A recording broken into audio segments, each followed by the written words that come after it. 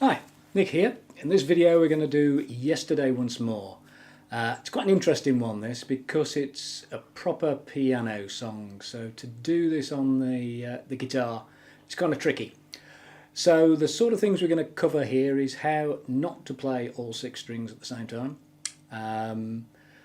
Also to interpret some of the chord nomenclature that you see, especially the slashes, where you see things with a C/D, for example. On the chord charts that are going to appear at the bottom of the screen here, if there's an X on any of the strings, then we don't play them. If they're yellow rather than red, then that's the bass string that we're going to pick. Throughout the video we'll have chord charts down the bottom here. Up over the top we'll have tab. At the end of the video there'll be a link to a chords and lyrics video so that you can practice what you've learnt and we can go through the whole song. Okay, right, well let's get straight into it. Right, first chord we're going to play is G. It's going to have a moving bass line throughout this song, so we're going to start with G played in an F shape, I would say. And we're going to be plucking the bottom E string to start off with, because we're going to get this moving bass. So for when I was young, so it goes. I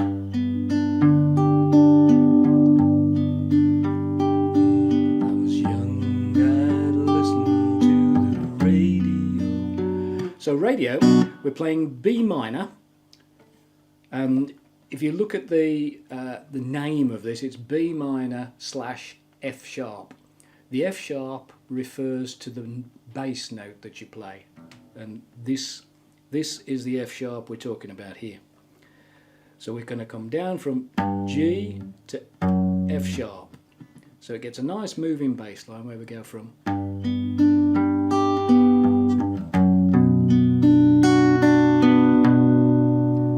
We take the bass line further down. We're going to go now from F sharp to E minor to.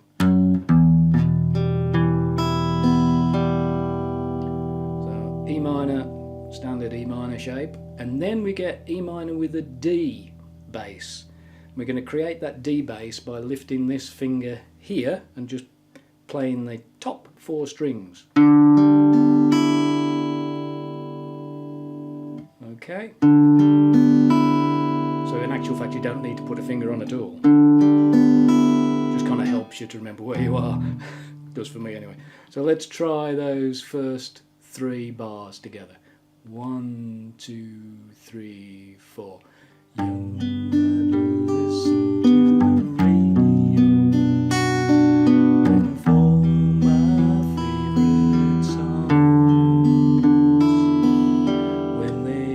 And then we're going to go from the D, which is that open string, to C. So you go boom, boom. Now C major 7th is like C, but with your index finger lifted. And we're going to play the 5th string as your bass. So when we played out C, and we go now to B minor 7th, which has still got that F sharp bass, but we're not going to play the F sharp bass, we're going to play the B as the bass this time. So, and then we go from that B bass to the A, which is the A string. So shall we put those few bars together? So as we're moving along the bass, you pick each, you finish the bar before, as it were, on the note that you were picking, and then you do a.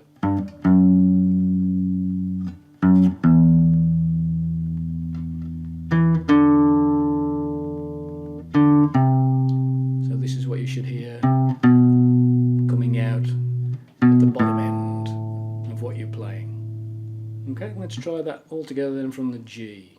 1, 2, 3. When I was young, I listened to the radio, looking for my favorite songs. When I played, they'd sing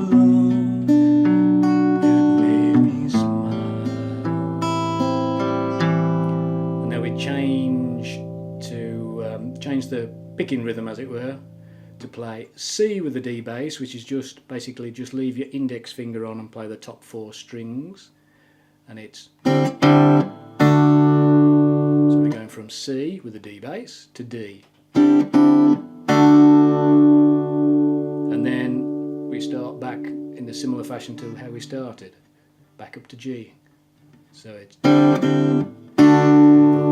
such happy times not so long ago, how I wondered how they'd. So instead of having a bar on each of those, we've got half a bar, so we're starting to just pluck now. So E minor, how I wondered how they'd. So that's just the top 4 for the E minor with the D bass. Where they'd gone. Then we got a nice little awkward bit here. So we got C major 7th for 2 beats, and then we're going to go. Now F sharp minor with a diminished 5th is, we're going to play, if we know how to play F sharp minor 7th, standard way, pop your middle finger down onto the 3rd fret on the 5th string and play the 7th up here on the 5th fret, which is a lovely jazzy chord. And we're going to play that for a whole note and then go to B 7th, and that's the easiest place to play a B 7th there, which is like an A 7th but moved up a whole 2 frets. Okay, let's just do it from the happy times. Those were such happy times not so long ago, how I wondered how they're gone. But they're back again, just like a lost friend. All the songs I love so well. So there's quite a few chords that we're throwing together there, and we see instead of picking them, we're just going to pluck them all together. So because you're plucking, your maximum is going to be all 5 fingers. So you're going to be a string missing at least. So we're doing the E minor for how on when we're not going to pluck the bottom E. That wondered is the top 4 strings. So gone, C major 7th, you're going to be plucking the bass on your 5th string, and then F sharp minor 7th with a flattened 5th. Again, you're missing the bottom string, but when we move by the back again for E minor, we're going to move on to plucking the bass string. But then when you do the D bass, you do the top 4 strings. C major 7th is top 5 strings again. A minor 7th, top 5 strings again. D is really just the 4 strings. And then every, and then we're into the chorus, which is nice and easy again. We'll go back to plucking for that, which is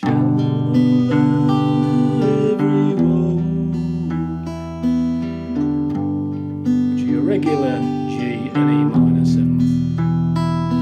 Every shingling that they're starting to sing.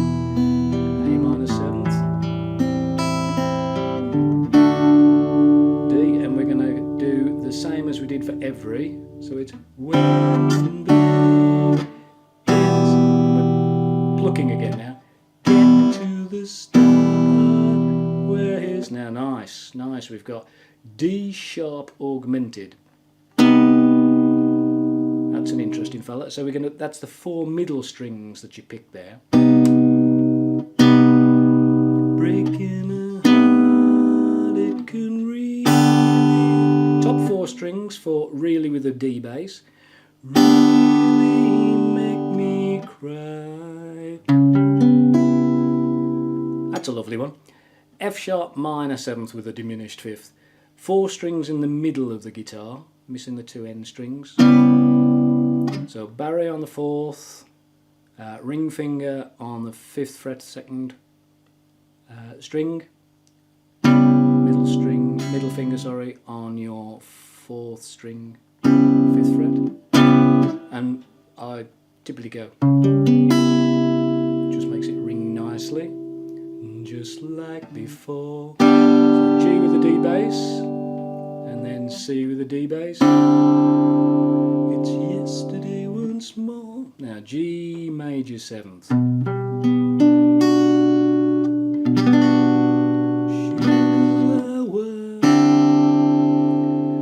That's your C with the D bass.